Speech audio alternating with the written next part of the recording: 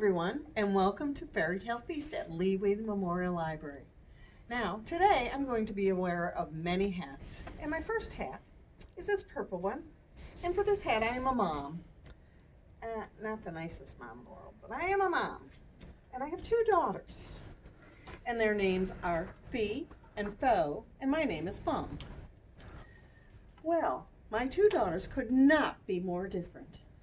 Fee is always helpful, always kind, has a sunny disposition, and tries no matter what to laugh more than cry and to smile more than moan.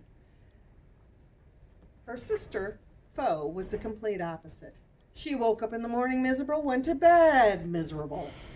Everything was everyone else's fault. She could never do anything that was wrong. She was always right, and basically misery in motion. Well, of course, Fee had to do everything. She did all the cooking, the cleaning, no matter what kind of mess Fo made. Mom was always like, "Oh, but she's so precious. I don't mind. Fee, take care of that." Now, why she liked Fo so much more than Fee is a mystery. But families are complicated, and that's the way it was here. Well, one day, they realized they had no more water in the well. That was how they got the water for the house. So Mom said, "Fee, you need to go to the other side of the woods, over to the other side of the village, and get us some water from that well. And I need you to do it quickly because poor Fo, she's almost out of lemonade, and we can't have that." So off Fee went through the woods on a very hot day. But she enjoyed listening to all the creatures in the woods. And when she finally got to the well, she sat down on a log. Oh my goodness, it's so hot, but I'll just sit here and eat my little piece of bread that my mom gave me for my lunch, and then I'll have some water. Well, just then, through the woods came an old woman. Now, she wasn't just old, she was ancient. She could have been 100 years old, she could have been 200, but she came through on her cane, and she made it to the log, and she plucked it. She goes, "Oh, good afternoon, dear. How lovely to see someone at the well." And Fee was like, "It's lovely to meet you, ma'am." And she was just about to eat her lunch when the woman said, "Oh, I haven't had a thing to eat for 3 days. It is so good to have a little rest. And when I'm rested, I'll get some water." Well, you know, Fee, big heart. So she said, "Ma'am, I would like you to take my lunch. I ate yesterday. I'm just fine. And while you're eating, I'll get you some water from the well because you're going to need it to wash it down." So, and that is exactly what she did. And the woman ate the bread, drank the water, and said, "You are just lovely, and I thank you for all your kindness." And Fee said, No, it's been great sharing time with you. I need to get back home, though. They're waiting for me to bring the water from the well." The woman said, "Before you go, I need to tell you something. I have some small powers, and I would like to grant you a gift." He said, No. Kindness is, I know kindness is its own reward, but let me do this small thing for you." She said some magic words, and poof, she was gone, losing a flower in the process. Well, Fee was so shocked she couldn't even speak. She thought, "I better get right home and tell everybody what happened." So back she went through the woods. And who did she find waiting for her but Fo and her mother, both scowling, wanting to know why it took so long. Do you know there was only like a cup of lemonade left? What was Fo supposed to do about her lunch? She could barely finish her pizza.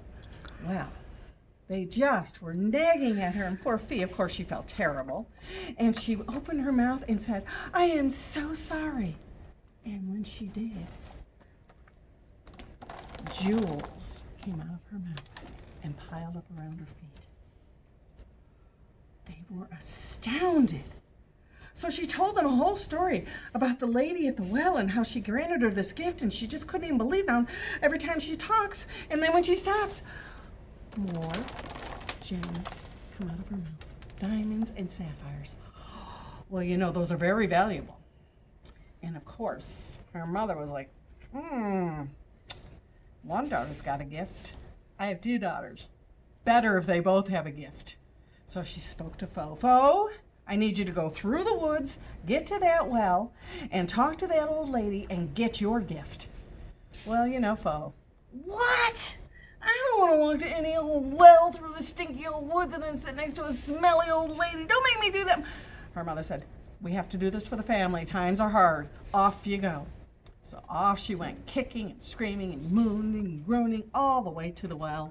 She found the log and said, ugh, I gotta sit down this stupid log. And of course her mother had packed her another lovely lunch to eat. So she started gulping it down. Well, from out of the woods came the old lady again. She hobbled over to the bench, to the log, sat down heavily and said, well, good afternoon, young lady. And Fo looked at her and said, don't a good afternoon me, lady. I don't have time for this.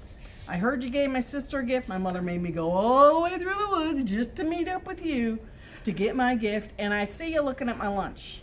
I know you got my sister's lunch. Don't even think about it. No freeloading here, lady. Now give me my gift and make it snappy. Well, the old woman was really quite taken aback. She'd never been spoken to so cruelly. And she said, well, I suppose if I gave your sister a gift, I should give you a gift. I gave her a gift to match her sunny and beautiful gem of a personality, and I have a special gift for you too. One that will match your cruel and miserable nature.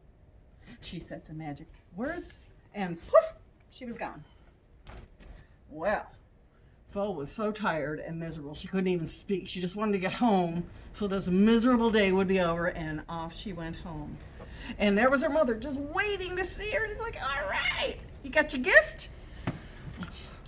And her daughter started to speak, and Fo opened her mouth and she said, look, yeah, I got a gift. I don't know what it is. And that lady was horrible, and you really owe me, Ma, for doing this awful stuff.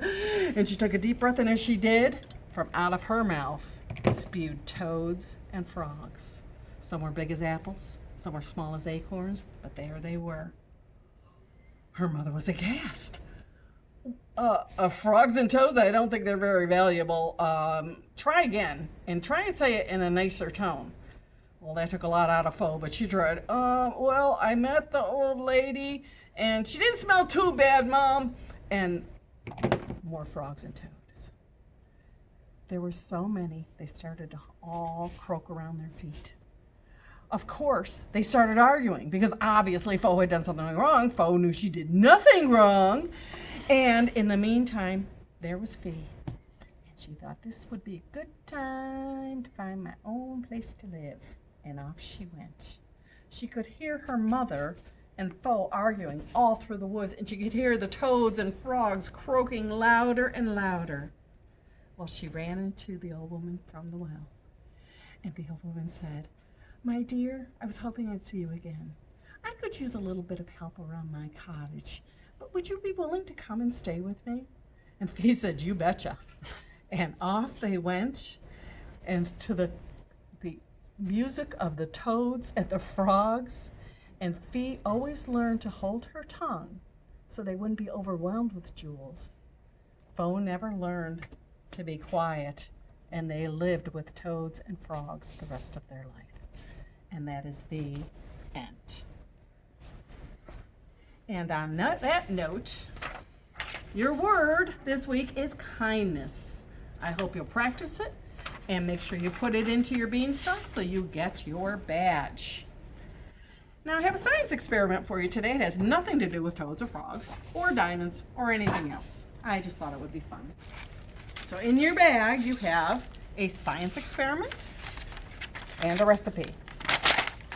I'm going to take out your science experiment. And it's just something fun you can do. Again, ask permission before you go around getting this stuff at your house. We have popcorn. I made sure you had popcorn in your bag so you wouldn't have to worry about it. I have a cup with 2 cups of water. Now, this you might need some help. I've been practicing. I think I can do it well.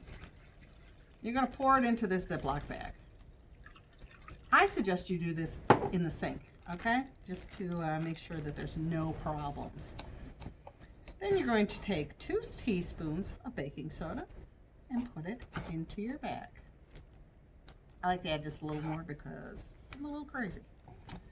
Okay, You need a 1/4 cup of vinegar. And I'm not going to worry about it too much because we want to get moving here. Close it up.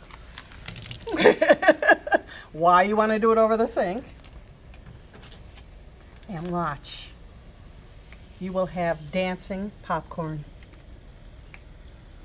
Make sure you put on some boogie music before you do this so they can dance. And they'll go up and down, and that's the carbon dioxide that's creating this effect.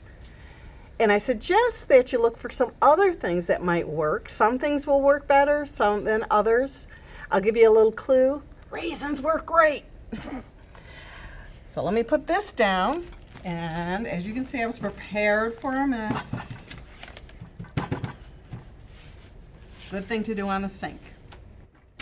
All right, now also in your bag's full of stuff today. You have a craft. You have everything you need to do this craft. I think you can figure this out. There's also a little frog in here because who doesn't want a little frog? These are your eyes. And I'm not going to do it because it takes too long, and I think you guys can handle this. You're just going to glue the eyes up on top of this green paper plate. You're going to glue the big eyeball because you know frogs have those big eyeballs. You got a little party popper here. Going to put it through. You'll have your frog eyes, your frogs, and there's your tongue. Do not drive your family too crazy. Maybe another thing fun to do outside. So you have a craft. I told you we're just loaded with stuff today. And you also have a recipe. Now the story I told you today was a story that was originally put down in writing in France. So we're doing French toast, of course, may we. So for French toast, you need eggs, bread. You need a little bit of milk. I just put mine in a jar. You need a little bit of vanilla because vanilla is good in anything you bake. Let me just tell you right now. Cinnamon, can't live without cinnamon. You need some butter. You need something to flip the whole thing. This also calls for nutmeg. I forgot to bring my nutmeg, so don't freak out or anything. So you're going to mix the egg and the milk and all this other stuff. Mix it up in a bowl until it's all nice and foamy. Then you're going to take your bread and you're going to dip it in it. Now this is a classic mistake people make. They let it sit there for too long. What is it going to do if it sits there too long? It's going to be mushy, and when you try and get it out, it's going to rip. You don't want that. So after you get the egg, and all covered with the egg, you put it in a hot pan that either has butter in it or some Pam. Let it cook for a little bit. Remember, we're using pot holders and adults. Flip it over after it's sitting there for about 3-4 minutes. Take it out, cover it with syrup, butter, maybe some fresh fruit. Strawberries will be in season soon. Check out your farm market. And you will have a delicious breakfast, even dinner. We used to have French toast for dinner when I was a kid sometimes. So I hope you enjoy making your recipe. I hope you enjoyed the story today. And don't forget to come back next week and get your bags. And we also want to talk about some books that you might want to check out. Remember, you can still check out books. What's the difference between frog and toad? I don't know. Read this book and you'll find out. Turtle Spring, beautiful story about a young girl who loses her pet turtle and gets a real surprise in the spring. It's one of my favorite books to read.